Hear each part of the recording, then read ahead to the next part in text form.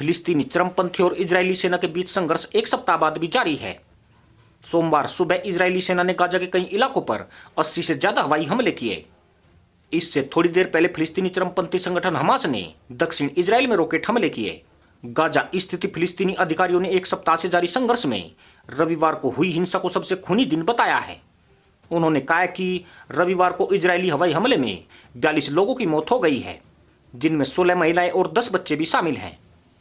उधर इजराइल के राष्ट्रपति बेंजामिन नेतन्याहू ने कहा है कि गाजा में फिलिस्तीनी चरमपंथी गुट हमास के खिलाफ इजरायली सैन्य अभियान पूरी ताकत के साथ जारी रहेगा। नेतन्याहू ने चेतावनी भरे लहजे में कहा कि जब तक जरूरी होगा हम सैन्य कार्रवाई जारी रखेंगे। शांति कायम होने में अभी वक्त लगेगा। संयुक्त राष्ट्र महासचिव एंटोनियो गुटेरेस ने चेतावनी दी है कि संघर्ष नहीं थमा तो ये पूरा क्षेत्र एक बेकाबू संकट में घिर जाएगा। संयुक्त राष्ट्र ने गाजा में ईंधन की कमी होने की भी चेतावनी दी है और कहा है कि इससे अस्पतालों और अन्य जरूरी सेवाओं पर असर पड़ सकता है। इजरायली सेना का कहना है कि फिलिस्तीनी चरमपंथियों ने पिछले एक सप्ताह में इसराइल पर 3000 से ज्यादा रॉकेट दागे हैं।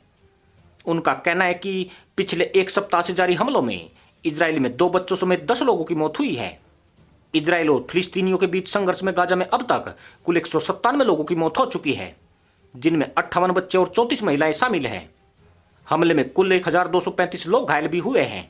यह जानकारी हमास नियंत्रित स्वास्थ्य मंत्रालय ने दी है। इजराइल का कहना है कि मरने वालों में हमास के कई चरमपंथी मुसलमान भी हैं। इसी बीच संयुक्त राष्ट्र परिषद ने गाजा में सीज फायर लागू करवाने के लिए अंतर्राष्ट्रीय मध्यस्थों के साथ एक बैठक की। संयुक्त राष्ट्र महासचिव ने इस बैठक की शुरुआत में कहा कि गाजा में हो रही हिंसा बेहद भयानक है और यह संघर्ष तुरंत रुकना चाहिए। भारत ने भी यरूशलेम और गाजा में जारी हिंसा को लेकर चिंता जताई है।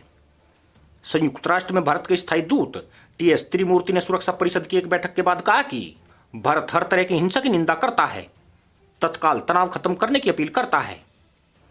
भारत फिलिस्तीनियों की जायज मांग का समर्थन करता है और 2 राष्ट्र की नीति के जरिए समाधान को लेकर वचनबद्ध है।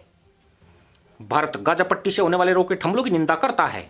साथ ही इजराइल में बदले की कार्रवाई में भी बहुत बड़ी संख्या में आम नागरिक मारे गए हैं, जिनमें औरतें और बच्चे भी शामिल हैं, जो बेहद ही दुखद है। फिलिस्तीनी अधिकारियों का कहना है कि हिंसा की शुरुआत में अब तक गाजा के लिए रविवार सबसे भयानक रहा है। रविवार को आधी रात के तुरंत बाद गाजा की एक व्यस्त गली में इजरायली हमला हुआ, जिसमें कम से कम 3 इमारतें नष्ट हो गई और दर्जनों लोगों की जान चली गई। इधर हमास ने भी रविवार दोपहर और रात में दक्षिणी इजराइल की तरफ धड़ाधड़ रॉकेट दागे।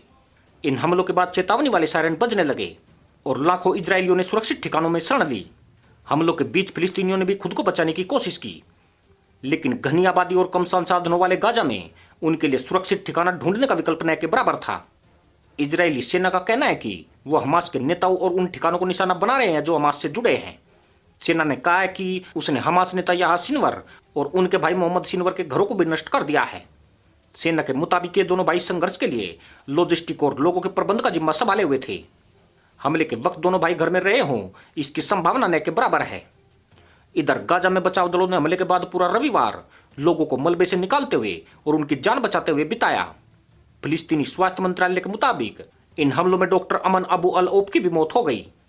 वो सिपा हॉस्पिटल में इंटरनेशनल मेडिसिन के प्रमुख और कोरोना वायरस टीम के सदस्य थे। हमास ने भी एस्कोलोन, एस्ताद और नेतन्वोत समेत मध्य और दक्षिणी इजराइल के अन्य हिस्सों पर रॉकेट बरसाए। इन हमलों में किसी मौत की खबर नहीं है। इजरायली सेना का कहना है कि पिछले हफ्ते इन इलाकों में सबसे ज्यादा रॉकेट बरसाए गए हैं। इजराइल के आयरन डोम डिफेंस सिस्टम ने इनमें से कई रॉकेट को नष्ट कर दिया, लेकिन कईयों ने कारों और इमारतों को नुकसान पहुंचाया है। इसके अलावा रविवार शाम को पूर्वी यरूशलेम के शेख जर्राह इलाके में एक कार ने लोगों को रोंदने की कोशिश की। इजरायली पुलिस के प्रवक्ता ने बताया कि इस कार के ड्राइवर को गोली मार दी गई है, लेकिन इस घटना में 4 इजरायली अधिकारी भी घायल हो गए हैं।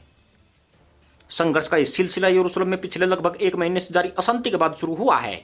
इसकी शुरुआत पूर्वी यरूशलेम के शेख जर्राह इलाके से फिलिस्तीनी परिवारों को निकालने की धमकी के बाद शुरू हुई थी, जिन्हें यहूदी अपनी जमीन बताते हैं और वहां पर बसना चाहते हैं। इस वजह से वहां अरब आबादी वाले इलाकों में प्रदर्शनकारियों और पुलिस के बीच झड़पें हो रही थी। 7 मई को यरूशलेम की अल अक्सा मस्जिद के पास प्रदर्शनकारियों और पुलिस के बीच कई बार झड़प हुई। अल अक्सा मस्जिद के पास पहले भी दोनों पक्षों के बीच झड़प होती रही है, मगर 7 मई को ये हिंसा पिछले कई सालों में सबसे गंभीर थी। इसके बाद तनाव लगातार बढ़ता गया और पिछले सोमवार से ही यहूदियों और मुसलमानों दोनों के लिए पवित्र माने जाने वाले यरूशलेम में भीषण हिंसा शुरू हो गई।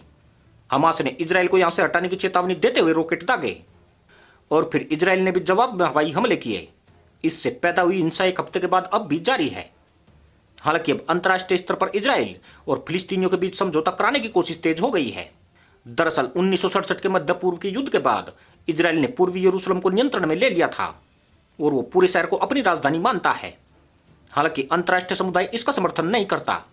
फिलिस्तीनी पूर्वी यरूशलेम को भविष्य के एक आजाद मुल्क की राजधानी के तौर पर देखते हैं। पिछले कुछ दिनों से इलाके में तनाव बढ़ा है। आरोप है कि जमीन के इस हिस्से पर हक जताने वाले यहूदी फिलिस्तीनियों को बेदखल करने की कोशिश कर रहे हैं, जिसे लेकर यह विवाद है। अक्टूबर 2016 में संयुक्त राष्ट्र की सांस्कृतिक शाखा यूनेस्को के कार्यकारी बोर्ड ने एक विवादित प्रस्ताव को पारित करते हुए कहा था कि यरूशलेम में मौजूद ऐतिहासिक अल अक्सा मस्जिद पर यहूदियों का कोई दावा नहीं है। यूनेस्को की कार्यकारी समिति ने यह प्रस्ताव पास किया था।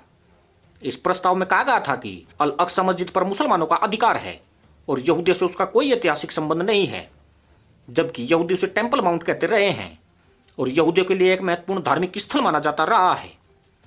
इसी के साथ अनुमति दोस्तों, जय हिंद।